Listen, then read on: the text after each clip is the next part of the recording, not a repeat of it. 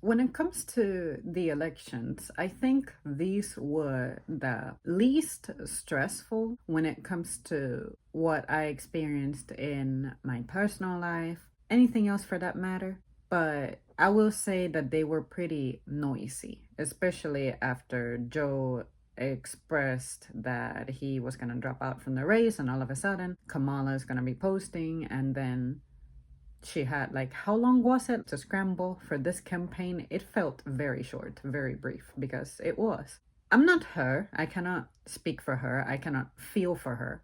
But there's a part of me that feels like she genuinely and sincerely didn't really want the job. And I think what makes me say that is perhaps because it was all done in short notice. Maybe she really couldn't get in the mindset, but you often know when someone genuinely wants to do something, because at some point you start hearing about it, they start announcing it to the world, you start announcing your intent, and we can feel your enthusiasm, motivation toward it. But with her, I feel like it was more of her being thrusted into it. I guess that's what made her come off as a little bit disingenuous to me. And another thing that I didn't like is that I feel like this was a repeat of 2016. 2016, we had Hillary Clinton, another woman nominee, which, of course, the fact that Kamala is a woman is going to be brought up, given that in this country's history we haven't had a woman president. That's outside of relevance.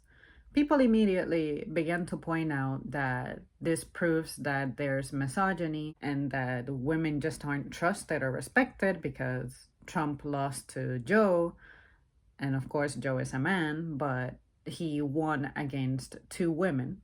And let me just get this out there for full transparency. If I could interview any politician, I would probably interview Hillary Clinton just to ask her one question. Maybe I have said this before on the channel, but if I haven't, here you go. And that is, what does it feel to lose to a clown? Sincerely, what does it feel to lose to a clown? Because the way I see Trump is, he is good about making himself easy to connect with because he tries to connect to the people by putting on a show and telling people what they want to hear and like to hear. But I also gotta give credit to how, because he has connected with his people somehow, then those people, when they show up to his rallies, for instance, you could see and feel that they were genuine fans of that individual. Whereas with the Democrats, for instance, in this case, Kamala, what I have observed is that the energy and the vibe in her rallies seem to be more about how we don't want Trump, we hate Trump. Therefore, we're going to support you, even though during the course of these years we haven't really opined favorably of you. But whatever, anything is better than Trump at this point. Additionally, sis, we cannot ignore the fact that you were vice president for the past 4 years, and we never really heard much about you. But I guess the vice president is probably that invisible leader, assistant behind the scenes. Therefore, you don't have the spotlight. But at some point, I was legit asking aloud if Kamala is still our vice president. Is she still alive? Is she still around?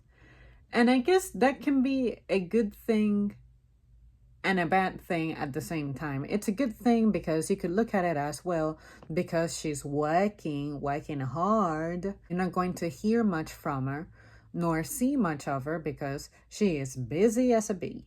There's no way that someone who's busy has time to be showing herself to the press.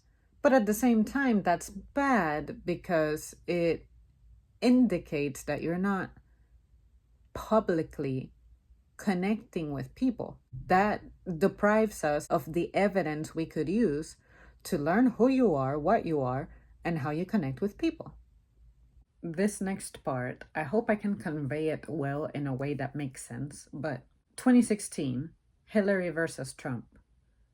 I don't know if you guys agree with this, but to me, the way that those debates unfolded ultimately, it seemed to me like Hillary's biggest mistake was that she tried to play with Trump. She tried to play Trump's game. She tried to compete against Trump at being Trump herself. And what I mean by that is Hillary Clinton is a politician. You have literally served as a politician. Trump has served as an entertainer. Why would you try to turn into an entertainer to compete with an entertainer when you have never been an entertainer because you have been a politician? You could have had Trump in the bag had you stuck to being a politician. And we know you can do this. We know you can talk about policies because you have been working on this. Trump has never done that. Trump has only entertained. Why you, as someone who's not crafty as an entertainer, because that is not your craft, why would you try to compete with somebody who excels at that? So maybe had she stuck to being a politician as opposed to trying to compete with Trump in entertainment likability, maybe she would have stood a better chance. And she was pretty close from what it looked like. But I think that part of the damage toward her had to do with how she decided to take the bait and start, in a sense, trying to compete with Trump in Trumpisms. Don't do that. Be Hillary, don't be Trump. And Kamala, I cannot say that I really followed much of what she said because I wasn't following this election at all. After 2016, I think my tolerance for actively monitoring the progress of politics just sucked the soul out of me, drained my vitality to its fullest. But for this one, I feel like what was weird about Kamala is she was desperately trying to connect to the people by being disingenuous. I saw that one clip, I will never forget it, about how she was talking about unions and the things that we owe to unions and how for some reason her tone just changed. And that's the kind of stuff I'm talking about. Don't be something you're not. Just be yourself. Sell yourself as yourself to the people. Just like the rest of us are out here being average people, being authentic. Unless you're one of those crazy online content creators who creates an entire different persona to try to build an empire off that, and then you get exposed, and we all know how those things pan out. Just be yourself. Be average. Be good with numbers if that's what you're good at. Be good at singing if that's what you're good at. But don't try to attempt to bring somebody else who has an empire down when you have an empire unrelated to that. Don't try to disrupt that because it's just not gonna work. Stick to your guns. If it works, it worked. If it didn't work, then it didn't work. But at least you went down being authentic, as opposed to being a cheap version of what somebody else brought to the stage. See what I mean? I hope I conveyed that well. If not, it doesn't matter because ultimately I'm expressing this from the impressions I got from these individuals. I'm not here trying to give an actual expert voice or opinion because I am honestly not qualified and I am never going to be. And that's fine because this is not my area of expertise. My area of expertise is me. Look at me. I talk about me. I express me. I'm my favorite topic. Everything else is like me. I cannot really tell you that when it comes to the fans of Kamala, I could feel it as much as the Trump supporters support Trump. Now, I will say that I do not agree with the fact that Trump is supported the way he is. Like that, to me, comes off as a form of celebrity worship because at the end of the day, the president is a celebrity. It's a celebrity status no matter what you do because you are known around the world. You're going to be celebrated for your achievement of making it to the position. Even what they wear could be something that's influential. They're pretty much influencers. They just happen to be political influencers. That's the way I see it. And you can see this too by how Trump winning, for instance, apparently affected the stock market. When it comes to the way that the Republicans were showing up for Trump,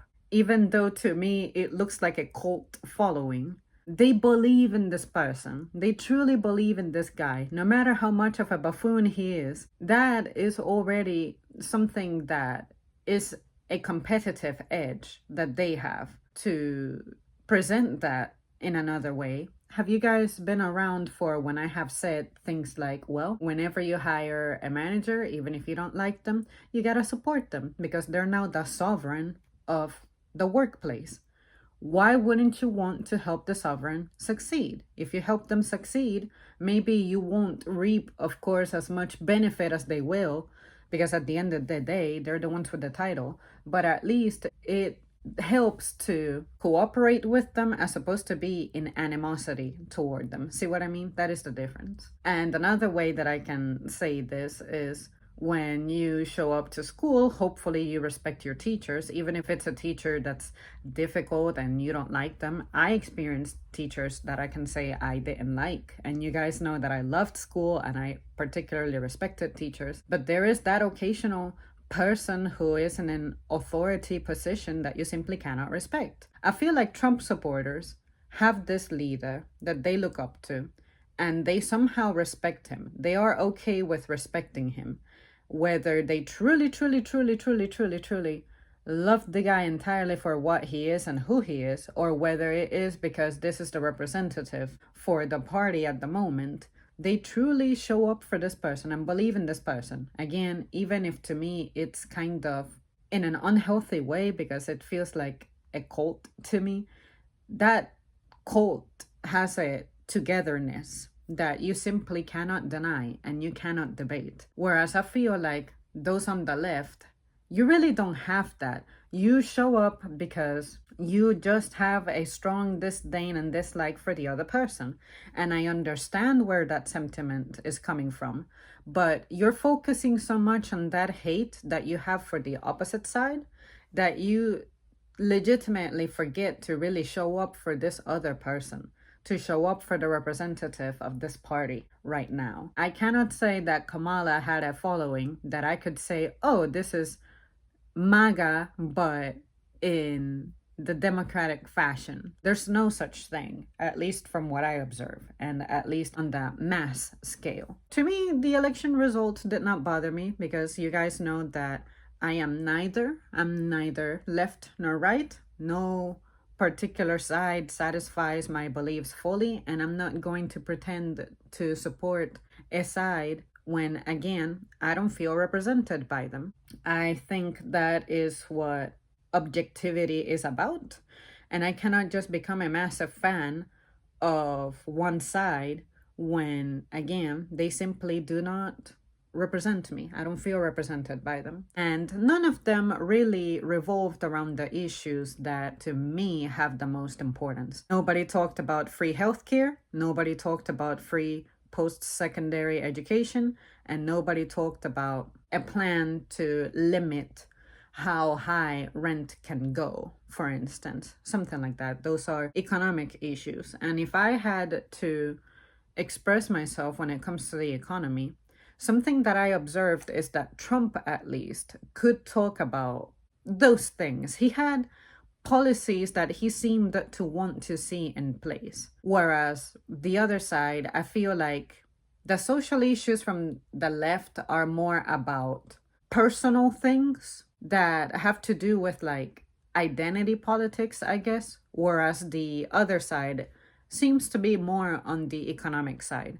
And at least as of right now, I, as an individual who definitely could use support financially, and with my health and with my education and with my opportunities for advancement in my career, then I want to say that whoever is talking about economics the most, about the very thing that I need so that I can maintain myself as a citizen of this nation, which is I need money for bills to be paid. I need money, unfortunately, for health reasons, which shouldn't be something I need to spend money on. Whoever talks about that, then they will have my attention. But if you're talking about other things that without money can't work anyway, then I can say that you're going to lose me in this conversation. Because to me, what I can feel is the lack of money. I cannot feel the things that are more about personality, if that makes sense. I'm not trying to dismiss the struggles that other people may be having or experiencing, but I am saying that if you're hungry, for instance, and if you're homeless, then I think that those other issues that you may be running your campaign on are not gonna matter. For instance, the identity politics things, such as the whole abortion thing and women stuff and the other community stuff, those things to me don't feel like something that is as urgent as what happens with my money. That's what I'm trying to say. I'm not trying to say that those things don't matter or are not important, because clearly they are. They affect people. We have passed legislation about that. Clearly it has an effect. And I can observe from the way that people express themselves and share their thoughts about their experiences undergoing certain things that is possible for them now, then I get it. I understand. Even if I'm not a part of it, like say I am a straight female, I don't have anything that I need changed in that regard. Like I can exist without anything really going against me. It's really hard for me to, if you're asking me for my opinion, what are the things that matter to me? I couldn't vote for a political side that was dwelling on those things, because to me, those are more, I guess, moral challenges of how people should be nice to each other and get along with each other. Those kinds of issues, as opposed to economic issues. As much as I don't love money, in this day and age where I'm at in my life, money, it's what's important to me and affecting me right now. And I guess by extension, I would expect that everybody else is also equally worried and concerned about their economic state, especially if you keep hearing reports about how loan debt is at an all-time high and mortgage delinquencies are increasing and credit card debt is up there, all kinds of debt. That's what I'm trying to say.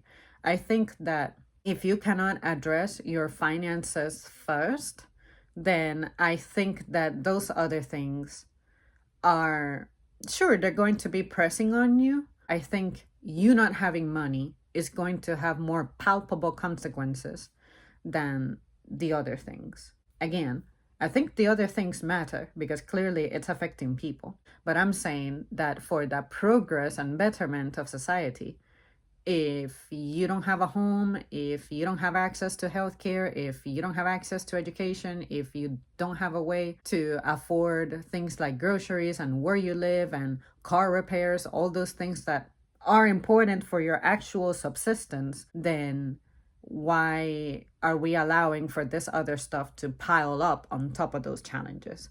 I guess what I'm trying to convey is that I prioritize what certain issues are.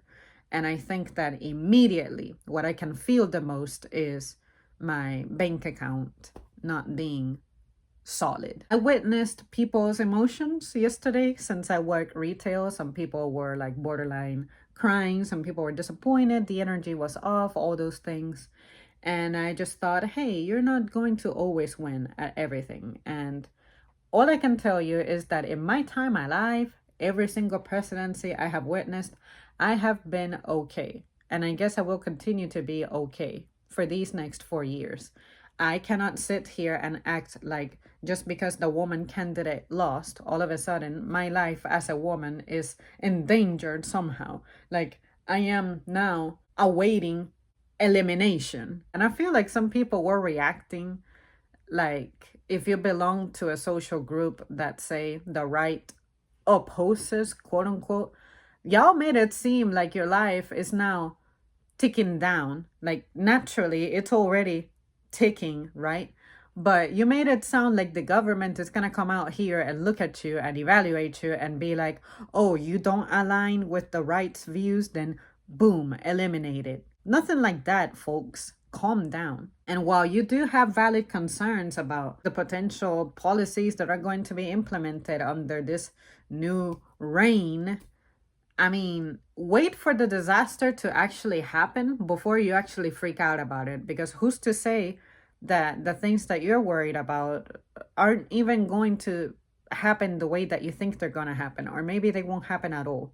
I guess I'm a person who likes to wait for the effect of things before I actually react to it, because sometimes I feel like I start reacting to something that ends up not happening anyway. So anyways, you guys, that is my take. Really nothing special, nothing crazy, nothing substantial. I just wanted to share with you guys what my experience has been, how I processed this, and by extension, I want to hear about you. How does this affect you? How do you react to it? And perhaps if you have any anecdotes you wish to share, go ahead. And historically, yourself or your family or friends, has there ever been a time that you felt truly divided in politics? Like, say, elections hurt your relationship in some way? I remember that in 2016, mine was being affected a little bit because, again, something happened that year to where emotions were just all over the place. And then I guess that's where I began to tell myself, this country needs a lot of mental help, and there's a lot of stress and a lot of attitude issues that I need to be careful about before I fall into that trap as well. And I'm proud to see that in my close personal circle, nobody challenged me, that everybody took this well. We were all healthy, we were all fine, and that's how it should be. You get to win sometimes, you get to not win sometimes. Just don't oppose, don't instigate violence, don't be stupid. Kamala wants a peaceful transfer. Joe wants a peaceful transfer. We, the populace, the citizenry, why couldn't we do that? Why would we not support our sovereigns at doing that? They want a peaceful transfer. Let's help them do the peaceful transfer. That's all I care about. Okay, that's it. Bye.